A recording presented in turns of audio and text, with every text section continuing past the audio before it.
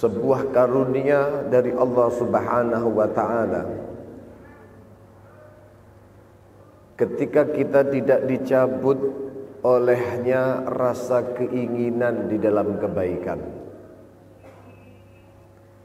Sejatinya musibah yang menimpa seorang hamba,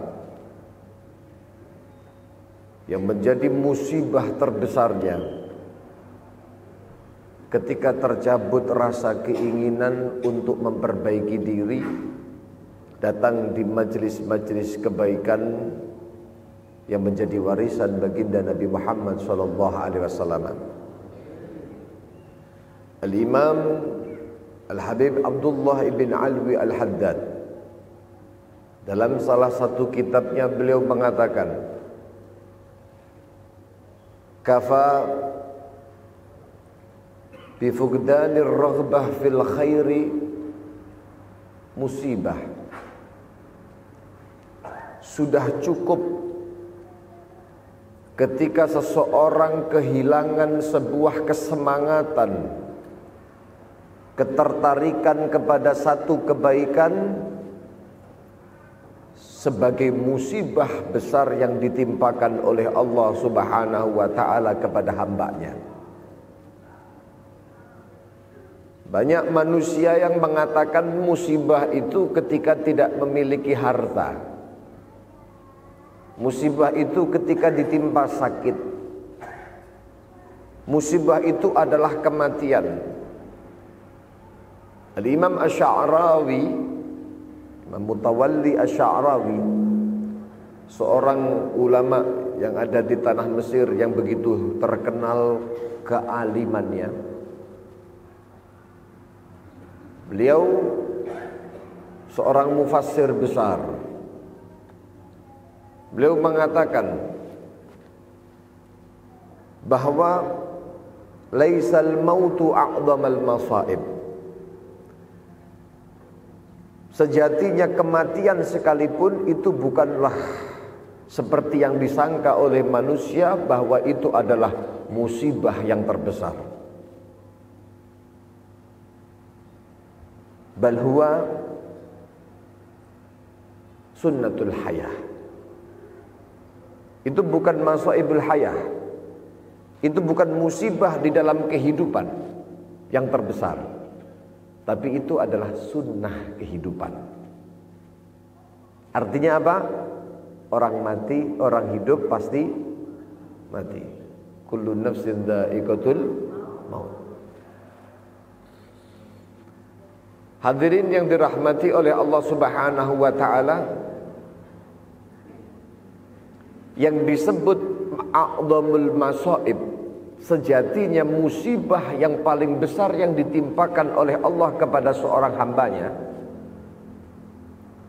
adalah ayyamutal khauf fi qalbihi, ayyamutal khauf minallah fi qalbihi wa huwa ala qaidil hayah. Sejatinya musibah terbesar yang ada pada seorang manusia adalah ketika dia memiliki hati yang mati takut kepada Allah. Mati rasa akan takutnya kepada Allah Subhanahu wa ta'ala, wa huwa ala qaidil hayah, sementara dia masih berstatus hidup. Dan alhamdulillah, pada pagi hari ini rupanya Allah Subhanahu wa ta'ala ingin menghidupkan kita punya hati.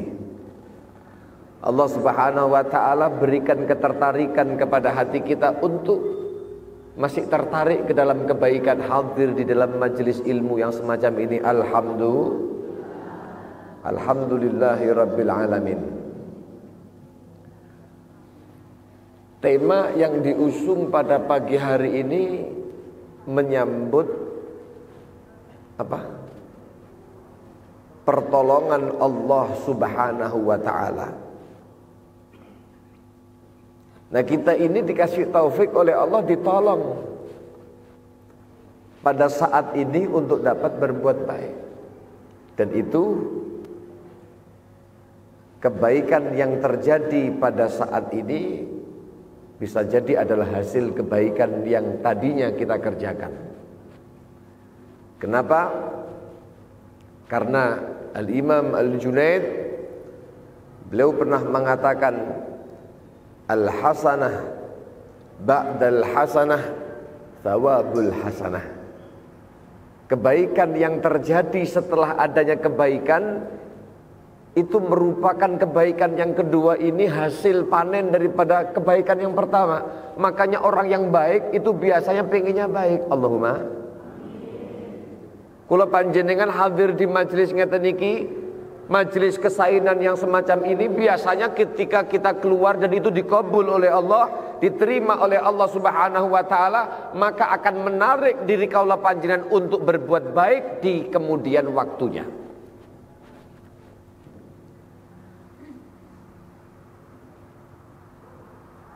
Kita tahu para jamaah yang dirahmati oleh Allah Subhanahu wa taala, bahwa ketentuan baik dan buruknya manusia itu adalah menjadi sebuah rukun iman.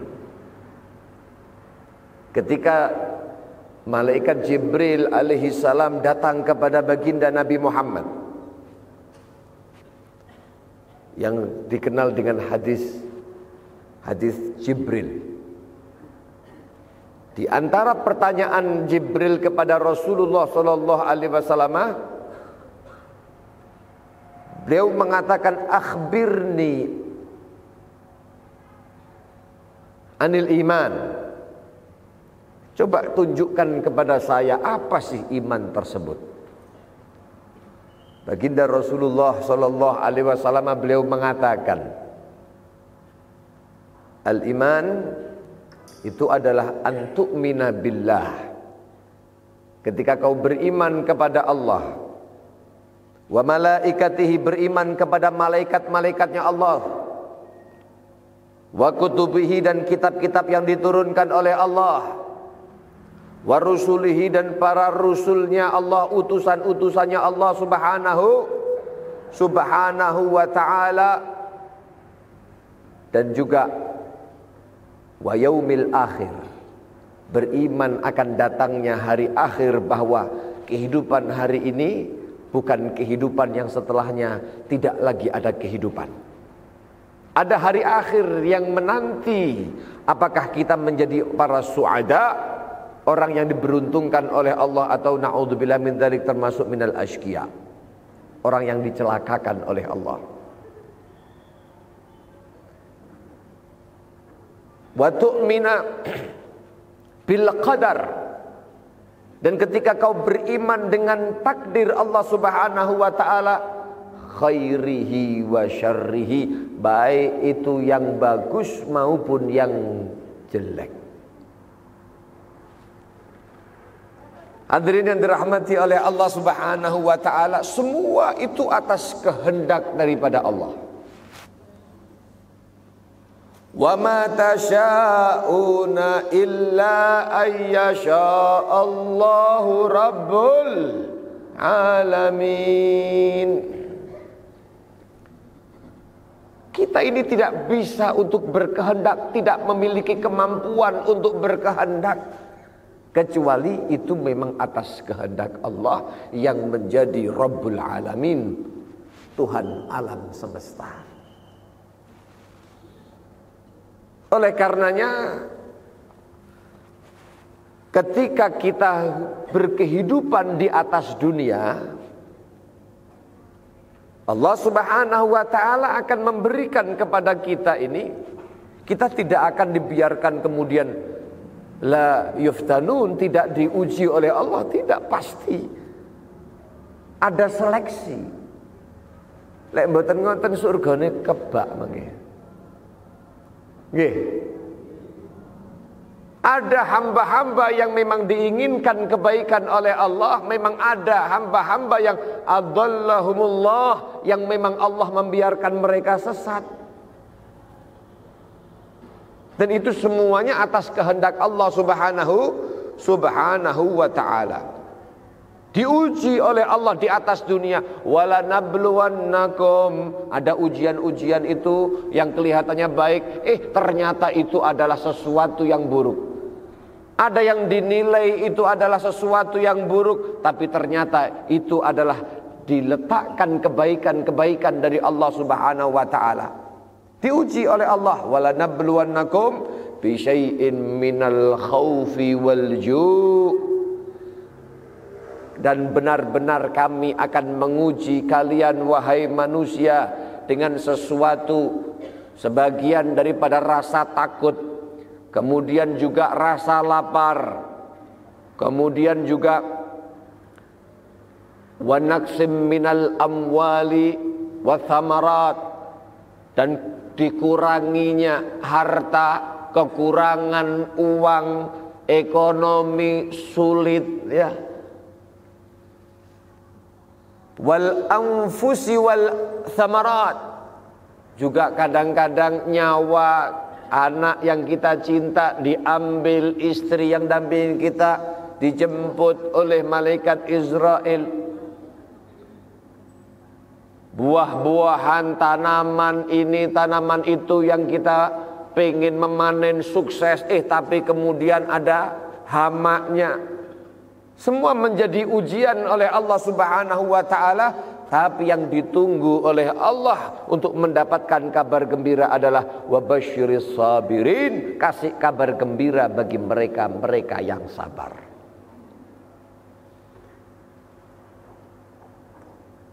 Hamba-hamba Allah Subhanahu wa taala. Nah, kemudian kita sebagai hamba ketika diberikan yang semacam itu akan mengerti bahwa kita tidak punya haul wala quwwah, tidak punya daya, enggak punya kekuatan.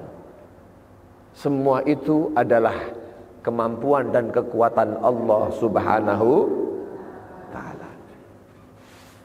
Apapun yang diusahakan oleh manusia, apapun itu, ketika Allah Subhanahu wa taala tidak menginginkannya, maka yang terjadi adalah keinginan Allah Subhanahu wa taala. Ana urid wa anta turid. Saya punya keinginan, Anda pun juga punya keinginan. Wallahu fa'alun lima yurid. Allah Maha melakukan apa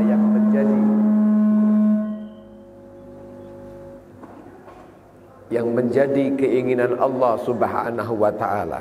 Nah, tapi di situ kita ada diberitahu oleh Allah Subhanahu wa taala. Dikasih gambaran-gambaran oleh Allah Subhanahu wa taala, oh siapa mereka-mereka yang akan diberi bantuan oleh Allah. Siapa mereka-mereka yang akan diberikan kekuatan oleh Allah. Siapa mereka-mereka yang akan diberikan sebuah kesuksesan oleh Allah Subhanahu wa taala.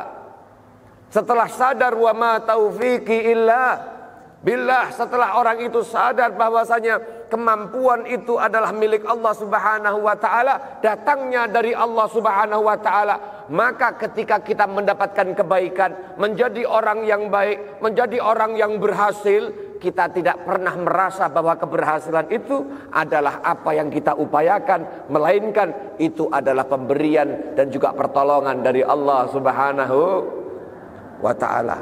Pertanyaannya, loh terus gimana Beb?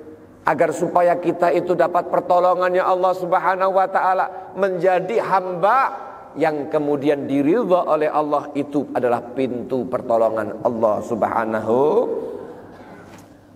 Coba lihat dengan apa kita itu diridhai oleh Allah. Tentu yang pertama adalah dengan kita beriman dan bertakwa kepada Allah Subhanahu wa ta'ala. Di dalam Al-Quran, Allah Subhanahu wa ta'ala berfirman, inna lanansuru rusulana. Kami, Allah akan memberikan, akan benar-benar memberikan pertolongan rusulana kepada para utusan-utusan kami, walladzina amanu, dan mereka-mereka orang-orang yang beriman kepada Allah Subhanahu wa ta'ala.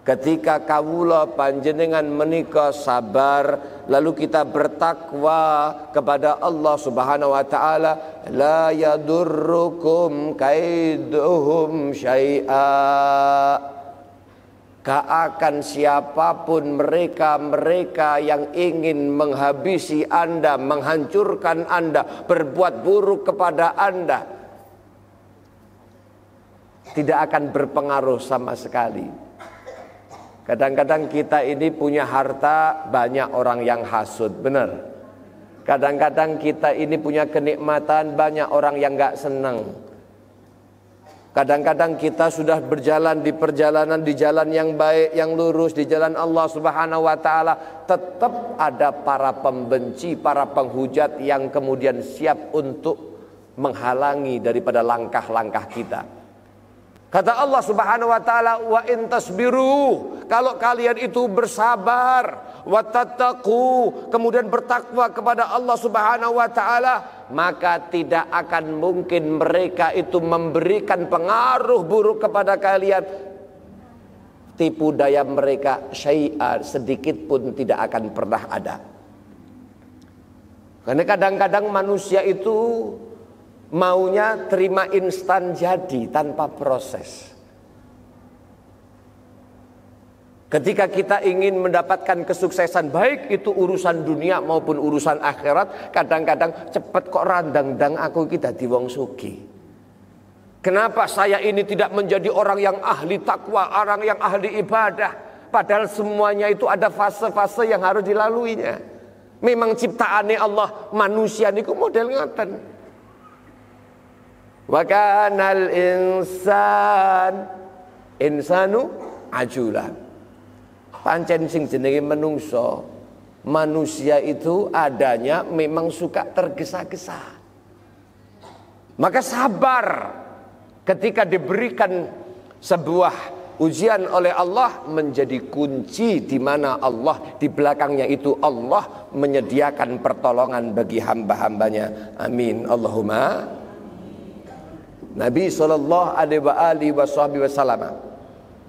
beliau pernah bersabda, wa'lam anna nasra ma'as sabr. Ketahuilah bahwasannya pertolongan dari Allah itu disertakan dengan sabar yang ada pada manusia itu. Wa annal farajah ma'al karbi. Kemudian faraj, satu solusi, satu hal yang baik, itu semuanya datang setelah karbi, sebuah ujian, sebuah kesulitan, masa sulit yang ditempuh oleh manusia. Wa anna ma'al usri yusra. Setelah ada satu kesulitan, di situ Allah mempersiapkan kepada orang yang diberikan kesulitan yusra, sebuah kemudahan. Maka bersabar itu adalah kunci daripada pertolongan Allah Subhanahu wa taala. Niku yang nomor pinten Bu? Nomor berapa Pak? Nomor 2. Nggih. Para rawuh ingkang dipun rahmati dening Allah Subhanahu wa taala,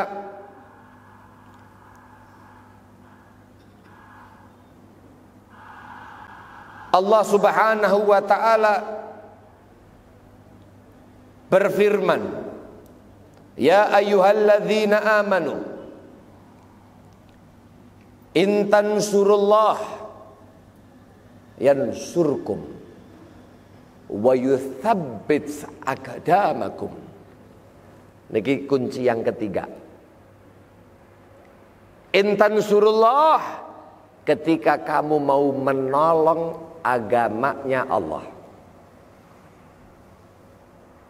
menolong agamanya Allah dengan kita andil di dalam berdakwah, di dalam menyebarkan kebaikan, di dalam mensyiarkan syiar-syiar agama, di dalam amar ma'ruf nahi mungkar.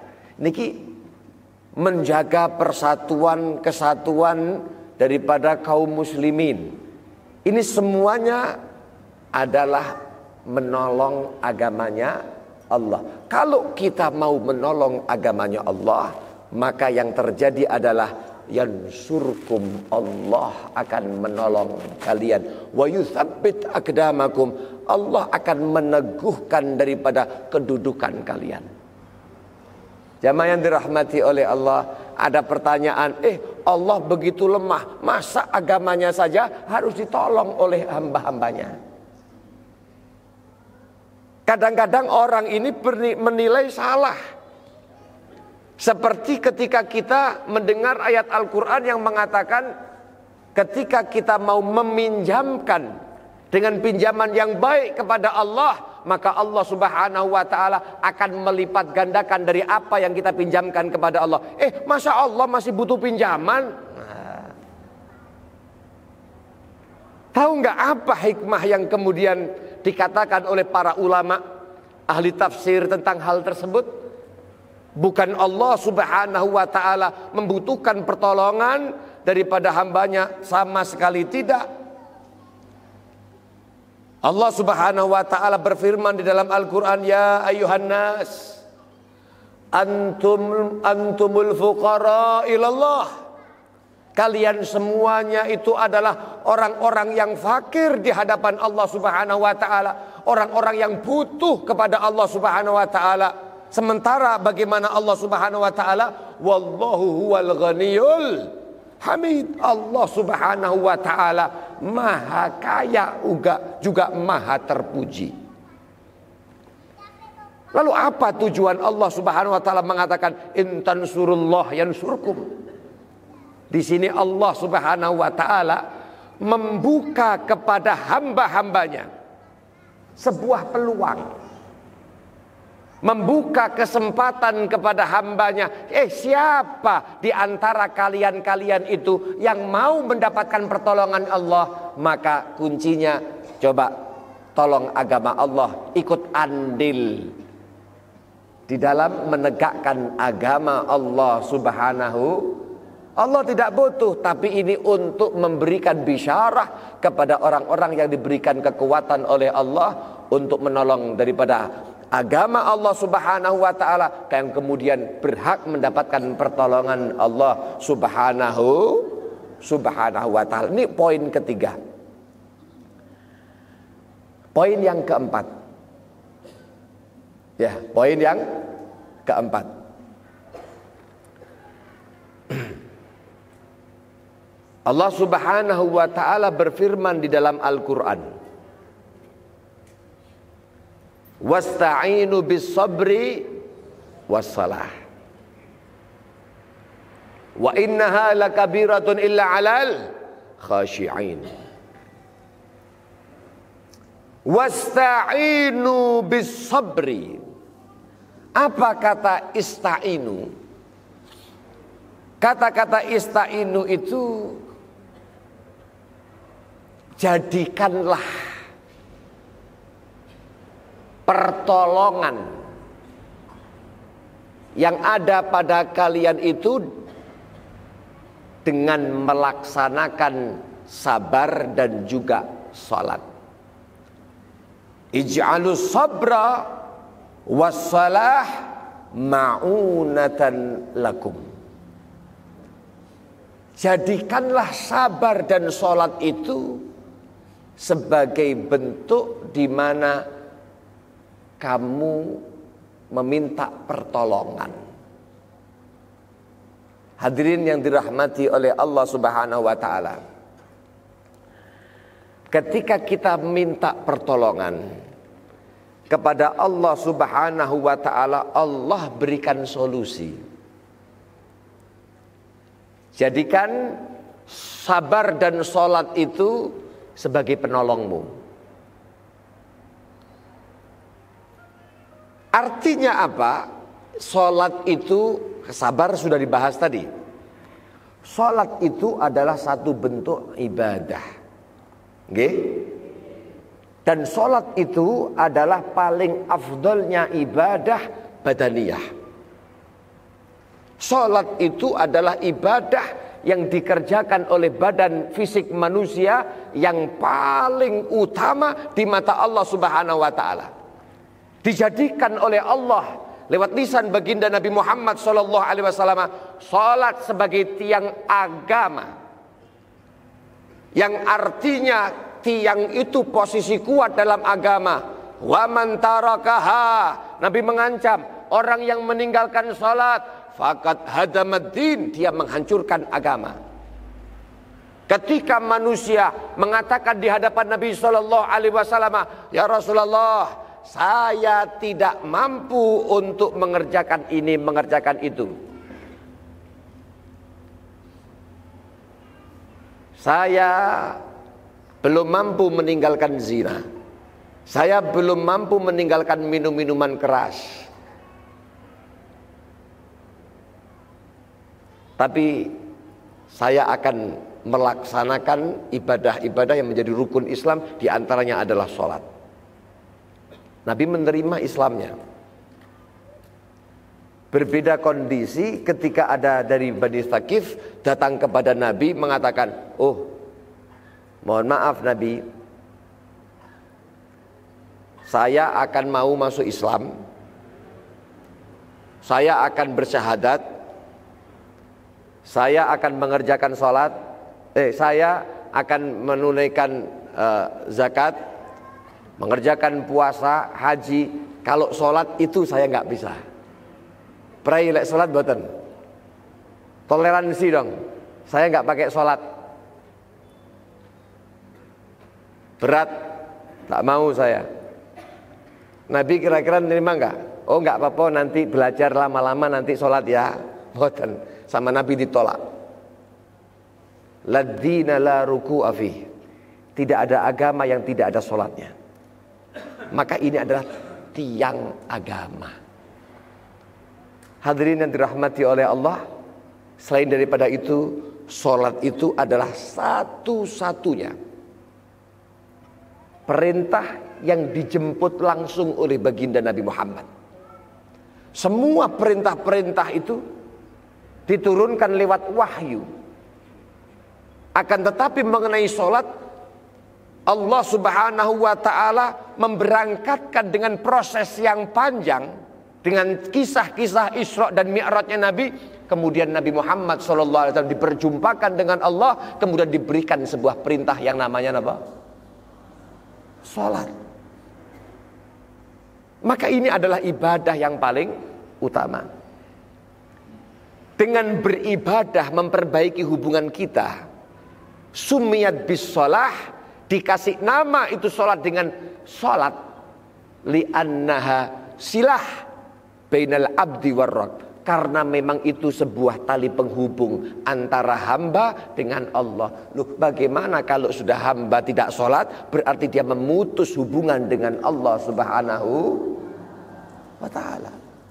Nah, dengan ibadah itu kita itu akan diberikan pertolongan oleh Allah Subhanahu, bukan hanya dengan sholat, tapi ibadah-ibadah yang lainnya. Semisal ya, kita dengan bersolawat kepada baginda Nabi Muhammad ibadah. Nabi SAW beliau menjanjikan tuh. Dalam sebuah riwayat Nabi SAW bersabda, "Man asurat alaihi hajatuh." Bagi orang yang susah hajatnya, orang yang bisnisnya enggak gul-gul, bisnisnya enggak sukses-sukses, anak enggak dikasih keturunan, ya, kemudian badan enggak dikasih sehat, kemudian yang lain sebagainya, permasalahan rumah tangga begitu rumit luar biasa. Kata Nabi SAW, dia dikasih solusi sama Nabi. Man asurat alihi hajatuh. Barang siapa orang yang mendapati hajatnya itu susah untuk terpenuhi, maka Nabi SAW mengatakan, fal yukthir minas salati aliyya. Banyak-banyak ya bersolawat kepadaku. Kenapa? Fa innaha takshiful humum. Karena solawat kepada baginda Nabi Muhammad akan menghilangkan daripada kesumpekan, al-humum wal-ghumum, semua malapetaka yang ada pada manusia itu dipalingkan oleh Allah Subhanahu wa taala, wal kurub wa tukthirul arzak. Masalah rizki, ekonomi kadang-kadang seret, nggak ada berkahnya. Mungkin Anda kurang banyak bersolawat kepada baginda Nabi Muhammad. Nabi telah kasih solusi. Tukthirul arzak, kamu dikasih rizki yang berkah oleh Allah Subhanahu wa taala. Bahkan kau punya hajat, kebutuhan, wa taqdil hawaij, dengan berkat kau sholawat kepada baginda Nabi, hajat-hajatmu akan dipenuhi oleh Allah Subhanahu wa taala. Amin Allahumma. Itu diantaranya. Ibadah apa lagi Beb yang paling utama? Oh, istighfar kepada Allah Subhanahu wa taala. Bu, kalau kita itu mau dikasih kebaikan oleh orang lain, kita hanya contoh saja, panjenengan pengen mendapatkan kebaikan daripada keluarga Anda semisal, sementara Anda banyak salah kepada keluarga Anda itu, kira-kira solusinya gimana? Minta maaf enggak? Apa biar yang penting cepat kasih saya nih, mana?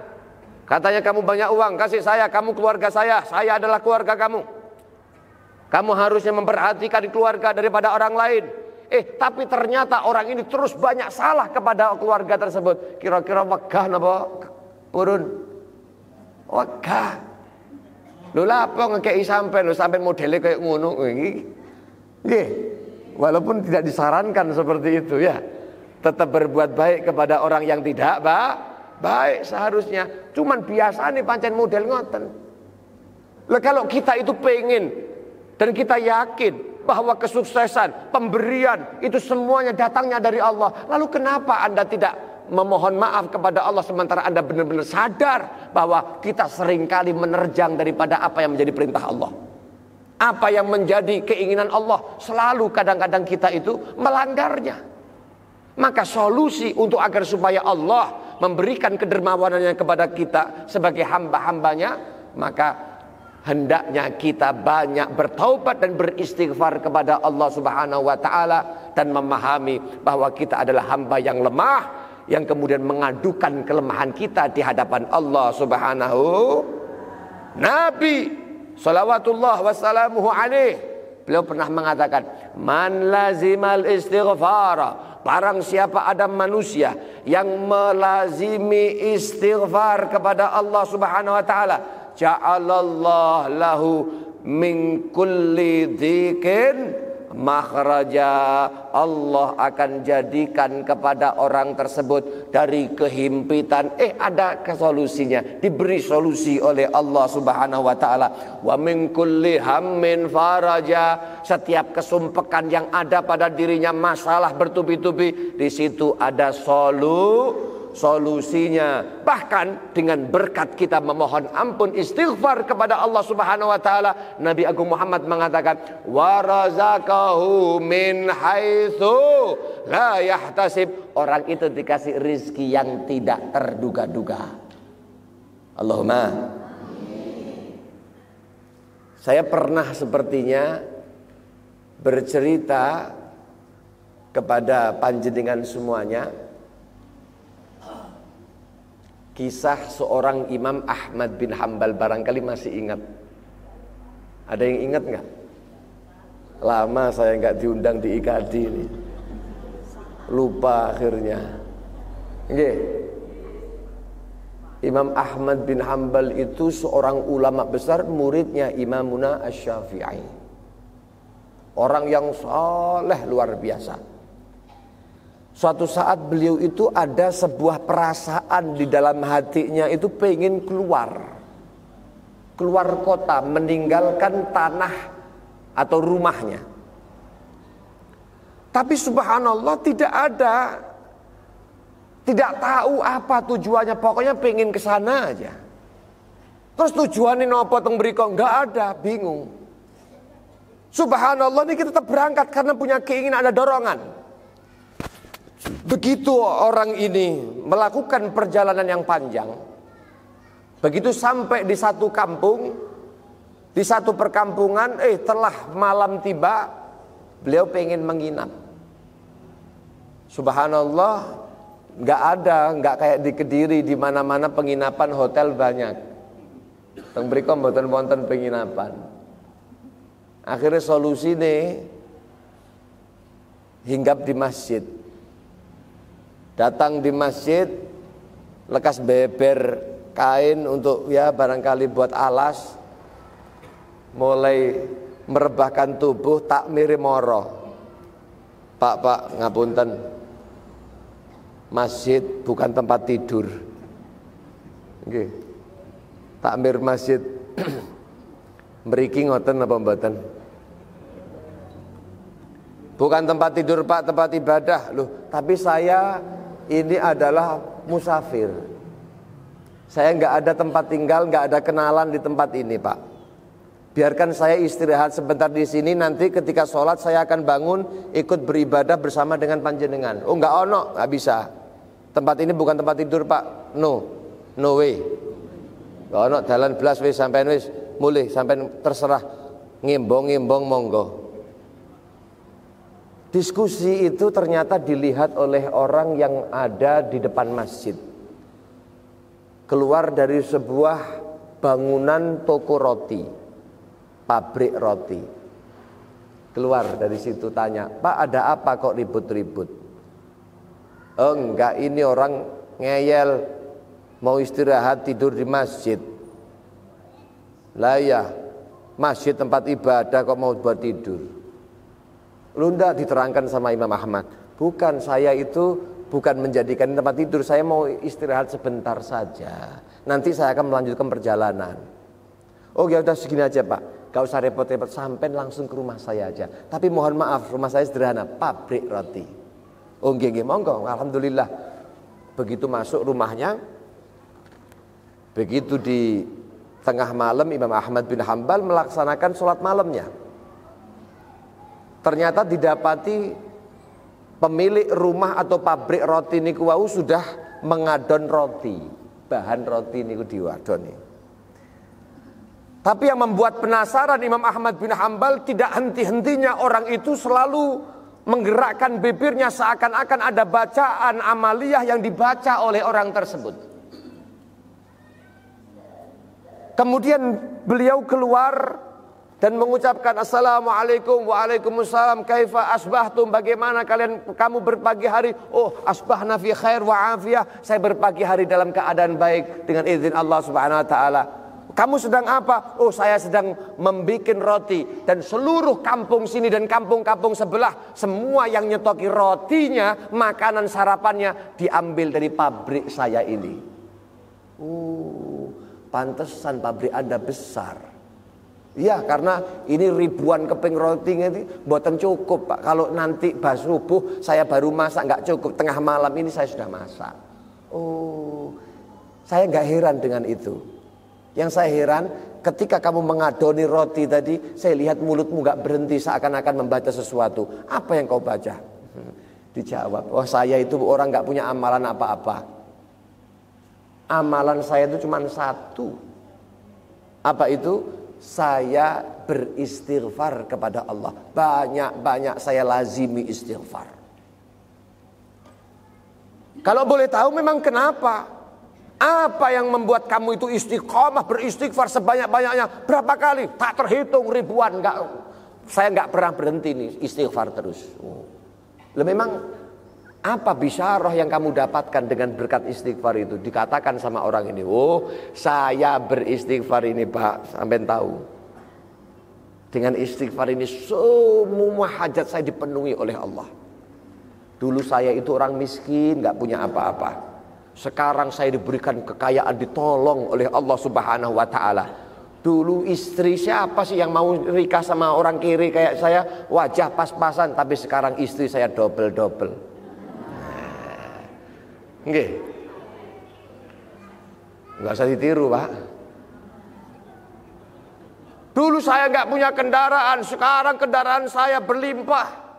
Dulu saya enggak punya angan-angan bisa keluar dari kampung saya saking enggak punya hartanya, tapi saya telah bisa melakukan ibadah haji, dan itu bukan hanya sekali, itu semuanya diberikan oleh Allah Subhanahu wa taala kemudahan, ditolong oleh Allah Subhanahu wa taala, dan saya yakin itu adalah sesuai dengan dawuhnya Rasulullah Muhammad, sabdanya Nabi Muhammad yang tadi itu, man lazimal istighfar, orang yang melazimi istighfar, maka orang yang demikian itu akan ditolong oleh Allah Subhanahu wa ta'ala. Ja'alallah lahu min kulli dhikin makhraja wa min kulli hammin faraja wa razaqahu min haitsu la yahtasib. Wah, tanpa terduga-duga saya dikasih rizki oleh Allah, cuman satu saja.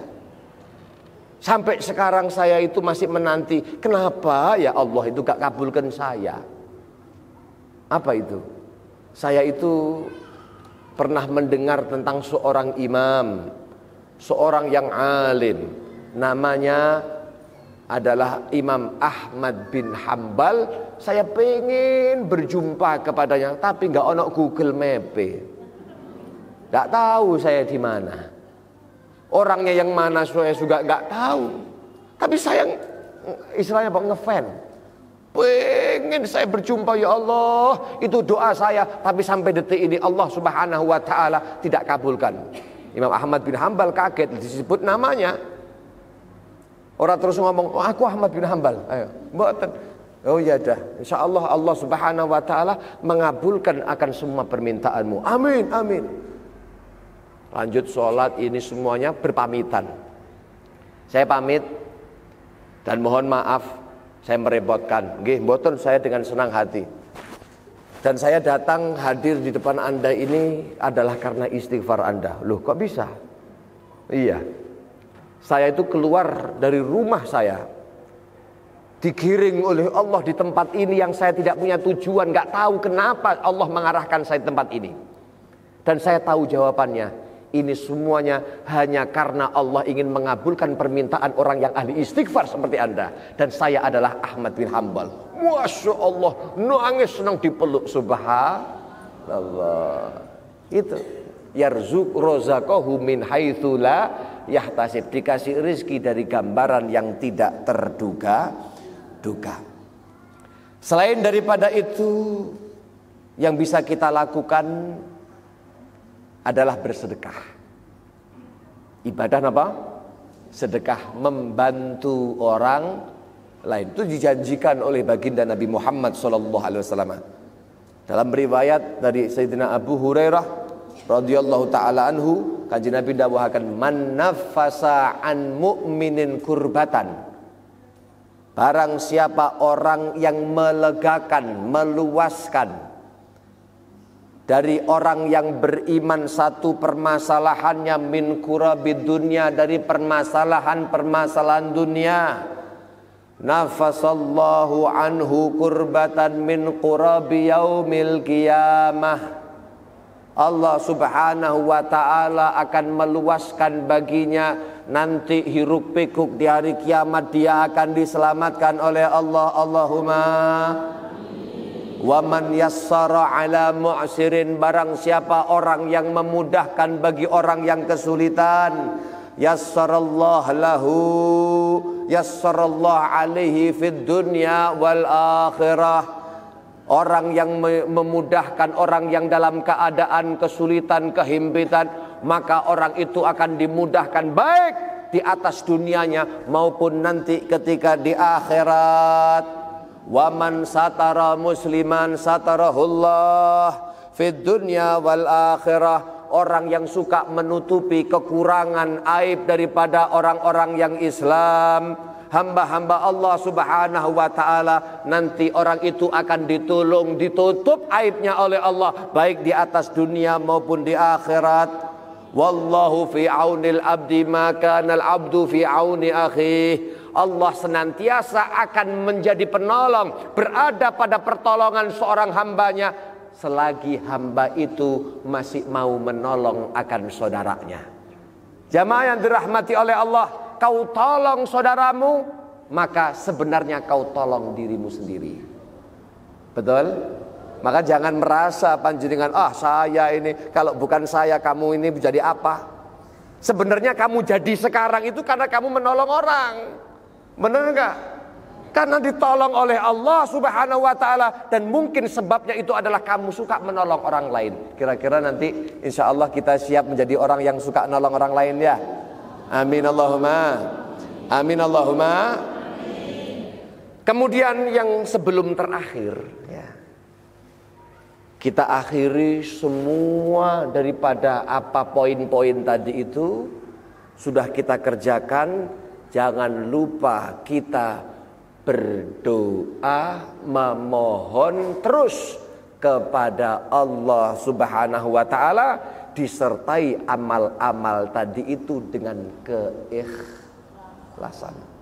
Ini mengingatkan sebuah riwayat. Kalau panjenengan pernah baca hadis-hadis yang ada di dalam Riyadhus Shalihin, karya daripada Al-Imam An-Nawawi. Ya, Imam siapa?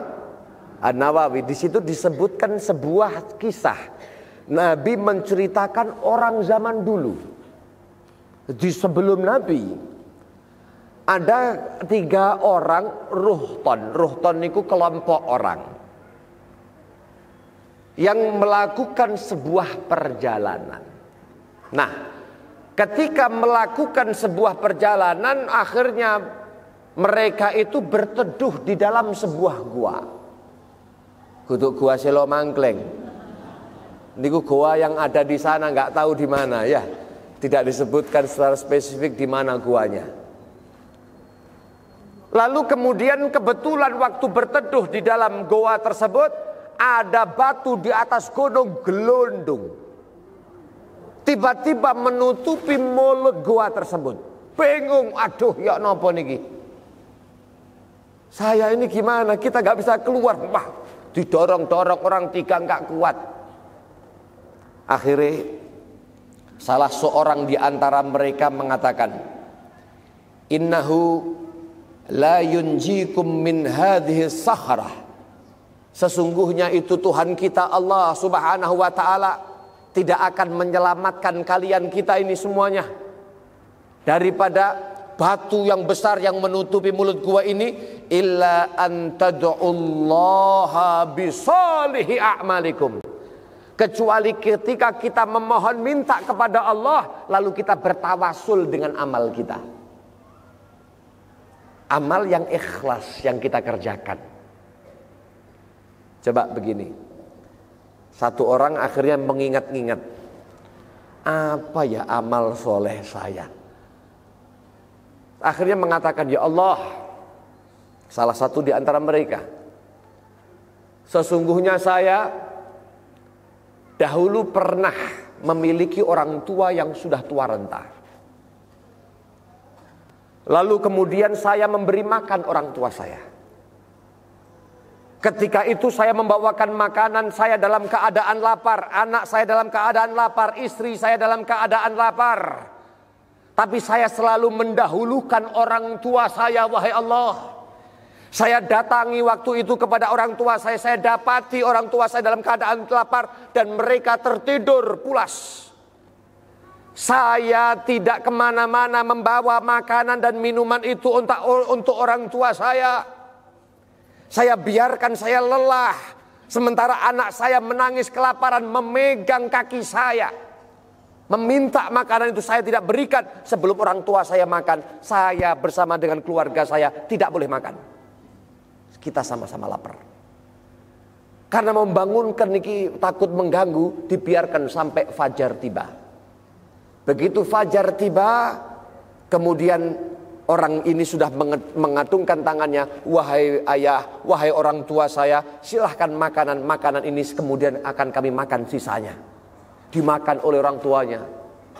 Senang orang tuanya. Ya Allah, jika perkara itu aku lakukan adalah karenamu, ikhlas karena Anda, bukan karena keterpaksaan, bukan karena tendensi apapun ya Allah, maka kami mohon kepada Engkau, bukakan daripada batu ini.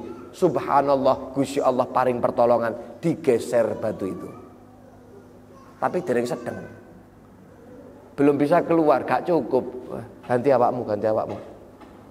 Sitok ngiling-ngiling, apa ya amalan saya ini yang ikhlas, yang bagus. Kelingan, oh ya Allah, saya dulu pernah naksir sama cewek, naksir sama perempuan anaknya paman saya. Cinta berat saya. Tapi orang itu gak mau sama saya. Lalu kemudian saya pengen mendapatkannya. Sampai sekarang pun saya masih cinta sama orang itu. Suatu saatnya perempuan ini datang kepada saya. Saya menginginkan, ada hasrat untuk melakukan sebuah perzinaan kepada perempuan itu. Datang kepada saya, dia dalam keadaan kesulitan, dalam keadaan gak punya harta, kepepet, paceklik. Datang kepada saya minta bantuan, saya kasih bantuan 120 dinar, saya berikan kepada orang itu. Dengan syarat dia mau melayani saya. Karena saking paceklik kepepet, perempuan ini nggak punya apa-apa, sudah nggak punya kekuatan, nggak tahu harus apa yang bisa dilakukan, maka dia mengiyakannya. Wah, senang. Akhirnya tampang boleh pas-pasan. Ketika punya harta, akhirnya takluk juga. Sudah siap.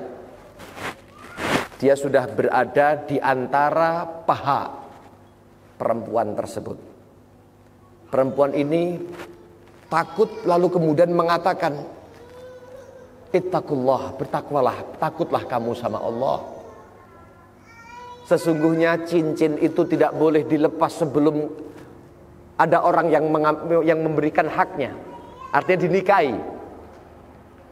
Maka orang itu kemudian terpukul dengan kalimat tersebut, lalu kemudian meninggalkannya. Lalu kemudian, saya takut sama Allah, nggak jadi. Wah, hebat nih Pak. Wis garek, pengen tok, bisa ditinggalkan, hebat ini orang. Wah, saya tinggalkan itu, dan saya berikan 120 dinar itu untuknya, bebas, ambil, nggak usah utang, PN. Wis, aku ngalih. Ya Allah, ketika itu kalau seandainya aku lakukan adalah karena meminta akan ridhamu, mengharap akan wajahmu wahai Allah subhanahu wa ta'ala, maka kabulkan doaku. Bukalah ini, geserlah ini, batu yang besar yang menutupi mulut gua digeser oleh Allah subhanahu. Tapi sih dereng sedang. Duh, gak sedang sih an. Ente satunya nih minta. Orang ini kemudian ngomong, "Apa ya? Oh iya ada. Ya Allah, saya dulu pernah dititipi orang, dipekerjakan oleh orang untuk apa namanya, ngengon itu apa? Mengembala binatang-binatang ternaknya, ada sapi, ada kambing, ada ini, ada itu. Kemudian mereka sudah saya bagikan haknya, tapi ada satu orang yang kemudian tidak mengambil daripada bagiannya. Akhirnya kambing-kambing itu saya pelihara. Saya pelihara begitu banyak berkembang menjadi ratusan bahkan ribuan. Kemudian orang ini datang kepadaku. Suatu saatnya, saya sudah hampir lupa tapi dia tahu-tahu datang. Mana hak saya? Mana kambing saya yang saya titipkan? Dikatakan sama orang ini, "Oh Pak, kambing kamu ini semua yang ada di ladang, semua yang ada di sahra, yang ada di lembah ini, semua kambing-kambing ternak ini semuanya adalah milik Anda. Kenapa? Karena ini adalah dari hasil yang Anda tinggalkan dulu, saya kembangkan menjadi sekian banyak, dan sekarang ambillah, ini adalah hak kamu semuanya. Ya Allah, ketika itu aku lakukan karena Engkau. ikhlas karena engkau tanpa pengen dibilang apapun, maka bukalah pintu, bukalah daripada batu besar ini. Akhir kali Gusti Allah dibuka mablak, keluarlah orang ini, diselamatkan oleh Allah Subhanahu.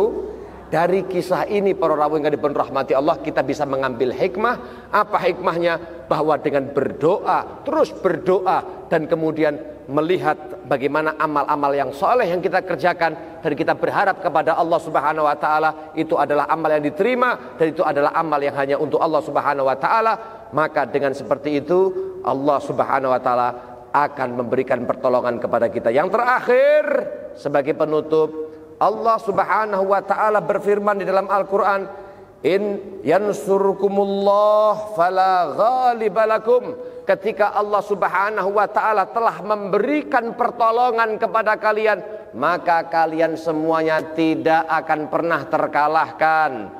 Kalau sudah Allah memberikan pertolongan, bisnismu itu akan menjadi bisnis yang maju. Walaupun banyak orang yang menjegal, walaupun banyak orang yang menjadi persaingan Anda, maka tetap kalau sudah Allah memberikan pertolongan, Allah Subhanahu wa taala pertolongannya tidak akan pernah dikalahkan. Wa iyakhdhulkum, tapi ketika Allah memberikan khidlan, memberikan sebuah penjauhan akan pertolongannya kepadamu, faman dalladzi yansurukum min ba'dih, siapa yang akan mampu menolong kamu setelah Allah tidak menolong kamu. Wa 'alallah falyatawakkalul mu'minun, dan kepada Allah hendaknya orang itu bertawakal. Maka poin yang terakhir, kawula panjenengan ketika semua sudah doa, berusaha ini semuanya, tawakal 'alallah, diserahkan semuanya urusannya kepada Allah Subhanahu wa ta'ala. Karena yang namanya tawakal itu setelah usaha, kau wabeh dikuau bentuk usaha-usaha doa, lalu diserahkan kepada Allah. Wa ufawwidu amri ilallah innallaha basirum bil ibad. Saya serahkan perkara saya ini kepada Allah. Allah Maha mengetahui akan keadaan dan kebutuhan akan hamba-hambanya. Mudah-mudahan kita semuanya menjadi hamba-hamba yang dikehendaki oleh Allah untuk selalu diberikan pertolongan oleh Allah Subhanahu wa taala. Dan pertolongan yang paling kita butuhkan adalah pertolongan agar kita itu selamat di akhirat kita, agar kita itu diberikan pertolongan di dalam ibadah kita, dikasih pertolongan di dalam kebaikan-kebaikan yang diridhai oleh Allah. Bukan hanya ditolong yang di perkara-perkara dunia yang itu sifatnya hanya sementara. Kalaupun itu dunia, dijadikan dunia yang dapat menolong akhirat kita. Amin Allahumma amin, Allahumma amin ya rabbal alamin. Mungkin itu poin-poin yang dapat kita sampaikan. Mudah-mudahan bermanfaat, mudah-mudahan menjadi motivasi untuk kita bersemangat menjemput akan pertolongan Allah Subhanahu wa taala. Amin Allahumma amin. Apabila ada kesalahan mulai awal hingga akhir dari apa yang saya sampaikan, saya mohon maaf yang sebesar-besarnya. Hadani Allah wa iyyakum ila siratil mustaqim. Assalamu alaikum warahmatullahi wabarakatuh.